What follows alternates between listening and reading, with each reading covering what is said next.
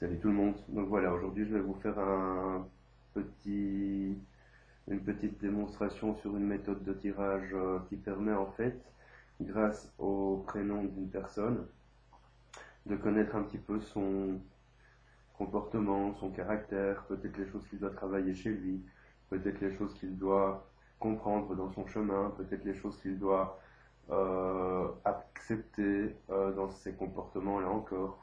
Donc c'est une méthode assez simple qu'en général on fait soit soi-même pour quelqu'un, soit qu'une personne peut demander au sujet d'une autre personne.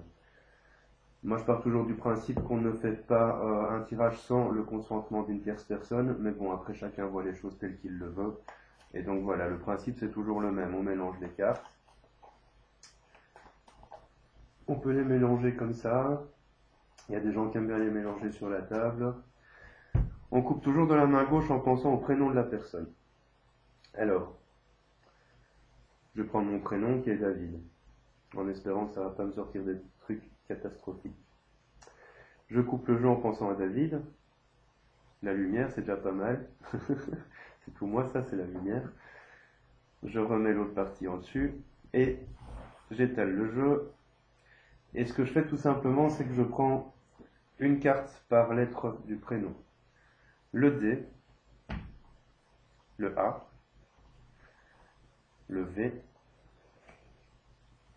le I et le D. Alors j'ai déjà de la chance, ce sont des belles cartes. Ce qu'on peut tout simplement faire, c'est faire une analyse du jeu en complet, c'est-à-dire on va pas forcément regarder carte par carte, on va simplement essayer d'analyser le jeu de manière intégrale, de manière globale. Donc ici, ce qu'on peut voir, c'est que les cartes sont déjà assez positives, ce qui me rassure fondamentalement, puisque c'est quand même mon prénom, et que c'est à moi que je pensais. Alors c'est pas tout à fait égotique, c'est simplement parce que je suis la première personne pour prendre l'exemple, puisque je n'ai personne d'autre en tête là maintenant. Donc on va dire que pour l'instant, dans le tirage, les choses sont déjà assez positives. Donc ça veut dire que d'ordinaire, la personne à qui l'on pense est une personne généralement positive, qui dans son chemin de vie, en fait, apprend pas mal de choses au niveau d'elle-même. Pourquoi au niveau d'elle-même?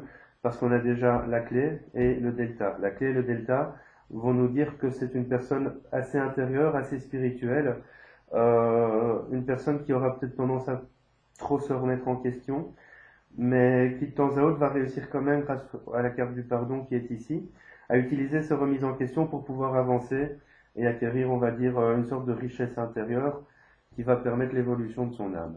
Alors vous allez me dire, oui, mais c'est normal que tu dises des choses positives puisque c'est de toi qu'il s'agit. Effectivement, c'est peut-être normal, mais le fait est qu'ici, simplement, comme les cartes sont positives, je pourrais prendre n'importe quel autre prénom à 5 lettres. Fondamentalement, le comportement et le caractère sont là. Alors évidemment, pour analyser ça, il faut toujours laisser parler ses ressentis. Et l'idéal est aussi de connaître un petit peu la signification des cartes en fonction du caractère. Pourquoi? Parce que dans le livre que vous connaissez peut-être, celui de Dominique Duplat, il y a toujours une petite section qui explique le caractère d'une personne en fonction des cartes.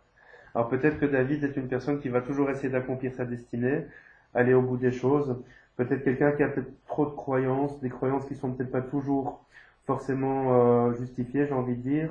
Des croyances qui lui permettent malgré tout d'avoir la foi en certaines choses qui lui permettent d'avancer. Que David est une âme qui a peut-être besoin de beaucoup de richesse intérieure pour se faire confiance, parce que la carte du pardon est aussi une carte de confiance en soi, et que donc cette personne est quelqu'un qui a vraiment un parcours d'âme assez intérieur parce que la clé et le delta sont déjà des cartes intérieures, d'intériorisation, et la richesse n'est pas une richesse financière, mais une richesse intérieure. Donc c'est vraiment ce que le tirage va pouvoir nous expliquer ici. Bon, je fais court parce que je ne vais pas faire une heure sur David, euh, mais l'idée est simplement de dire, voilà, ok, avec la lettre du prénom, on peut faire un tirage qui permet en fait d'analyser un petit peu le comportement, les choses que cette personne doit comprendre, les travailler aussi. Alors ce que cette personne doit comprendre, c'est qu'il doit peut-être utiliser cette richesse intérieure pour avancer. Ce qu'il doit travailler, c'est peut-être éviter de rester trop à l'intérieur de lui, peut-être s'ouvrir plus aux autres. La carte numéro 3, Delta, le chiffre 3 est quand même une carte, un chiffre qui tend à l'ouverture aux autres. Donc, si on utilise la symbolique des chiffres, Ce chiffre va nous amener à comprendre ça, d'autant qu'il y en a un ici de 3, puisque c'est la carte 43. Il y a la carte 3 delta, il y a la carte 30, pardon.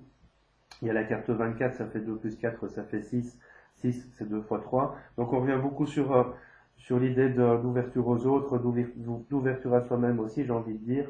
Parce que pour pouvoir accéder à cette richesse intérieure, il faut s'ouvrir à soi-même, s'ouvrir à son énergie, à son âme, à son parcours d'âme aussi, pour pouvoir accéder à tout ça. Voilà, donc c'était une petite explication rapide pour un tirage sur base du prénom.